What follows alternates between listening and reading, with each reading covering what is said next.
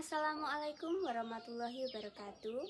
Halo semua, perkenalkan saya Ria Dinda Saputri dengan nomor induk mahasiswa 858858687. Saya akan melakukan tugas mata kuliah PDKK 4107 Praktikum IPA di SD kegiatan Praktikum 2, yaitu tentang simbiosis.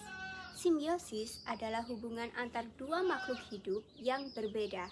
Simbiosis dibagi menjadi tiga, antara lain yang pertama adalah parasitisme, yang kedua adalah komensalisme, yang ketiga adalah mutualisme.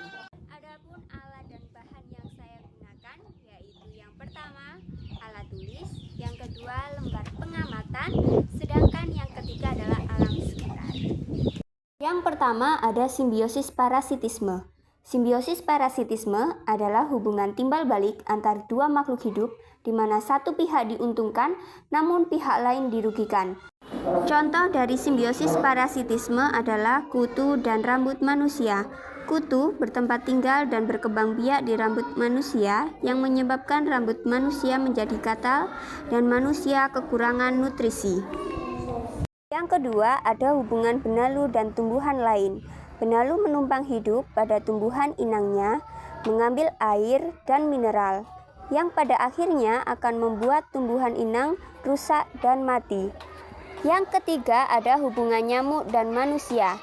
Nyamuk diuntungkan dengan menghisap darah manusia untuk nutrisi, namun manusia akan dirugikan karena digigit dan beresiko terkena penyakit yang dibawa oleh nyamuk. Yang selanjutnya ada hubungan buah dan ulat.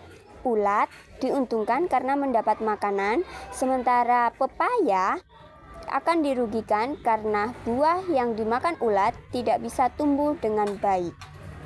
Yang kedua ada simbiosis komensalisme. Simbiosis komensalisme adalah hubungan timbal balik antar dua makhluk hidup, di mana satu pihak mendapatkan keuntungan, namun pihak lain tidak diuntungkan maupun dirugikan. Contoh yang pertama dari simbiosis komensalisme adalah anggrek dan pohon jambu. Anggrek diuntungkan karena mendapat tempat hidup dan sinar matahari, sedangkan pohon jambu tidak diuntungkan maupun dirugikan. Yang kedua ada sarang burung di pohon. Dalam hubungan ini, burung diuntungkan karena mendapat tempat tinggal dan tempat berlindung yang aman, sementara pohon tidak diuntungkan maupun dirugikan. Yang ketiga ada simbiosis mutualisme. Simbiosis mutualisme adalah hubungan timbal balik antar dua makhluk hidup di mana dua organisme sama-sama saling menguntungkan. Contoh dari simbiosis mutualisme adalah hubungan lebah dan bunga. Lebah mendapat makanan dari nektar dan serbuk sari, sedangkan bunga dibantu dalam proses penyerbukan sehingga dapat bereproduksi dan menghasilkan biji serta buah. Contoh yang kedua adalah hubungan burung kuntul dan kerbau. Burung kuntul memakan serangga dan parasit seperti kutu yang ada di tubuh kerbau, sementara kerbau diuntungkan karena terbebas dari gangguan serangga dan kutu tersebut. Contoh yang ketiga adalah hubungan ikan dan tumbuhan air. Tumbuhan air menyediakan makanan, tempat berlindung dan menyerap limbah berbahaya, sementara ikan memberikan karbon dioksida dan nutrisi yang dibutuhkan tumbuhan untuk tumbuh dan berfotosintesis. Yang selanjutnya adalah hubungan bunga dan kupu-kupu.